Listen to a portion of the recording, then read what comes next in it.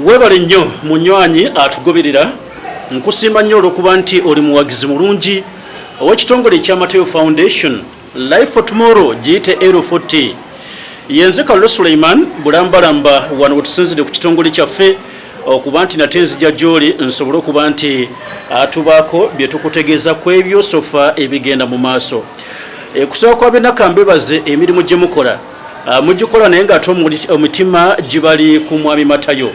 Abalu wabweru w'eggwanga muzoga n'embeera naye ng'ate buli kadde emitima gibabeera Uganda musobole okubanga mutegeera kyekiriwo messages mpitirivu abatukubira muli bangi wakati mu kubanga bambi muyayaana kutegeera omutabani ali atya.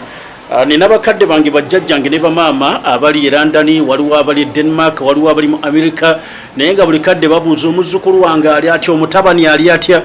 Ekyo nno kituwa okusomozebwa okw'amaanyi naffe ne twongera okubanga tukkiriza nti omuntu gwe tuli naye ekyamazima muntu wansi yonna.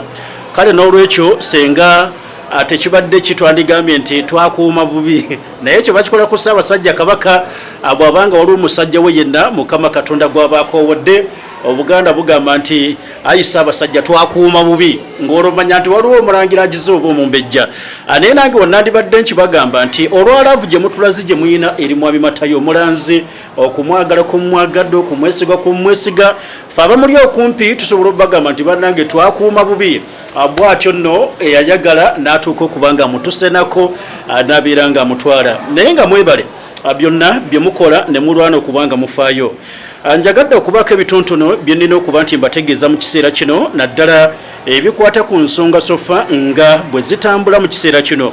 Nkakasa ntwakoma okumyuniketingako nammwe olw'olunaku lwali lwa Saturday ne tubabulira ekyaliwo mu kiseera ekyo wamu n'okwongera okuba nga tukonfaminga omukolo gw'amatikkira ga mwami Matayo gwali gumaze okuba nga gusaziddwa mu butongole kubanga obudde bwali tebukyasobola kuba nga butweyimirira.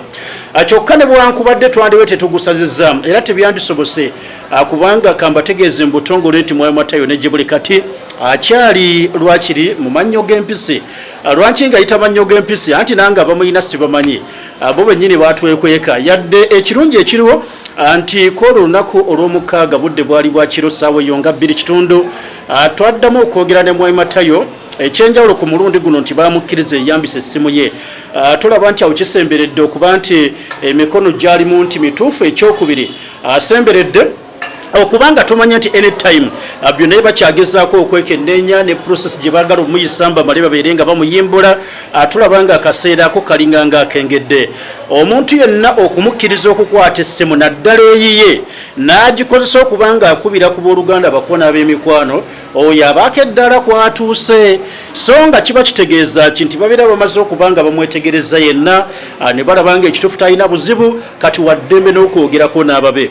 Bwe nali njogera ne mwami Matayo nga yankubidde essimu ku ye yennyini natuuka okuba nga mubuuza nti bino tubyogera naye ku lusegera waliwo kubanga batera okukikola ne bakukkiriza okwogerera ku ssimu naye nga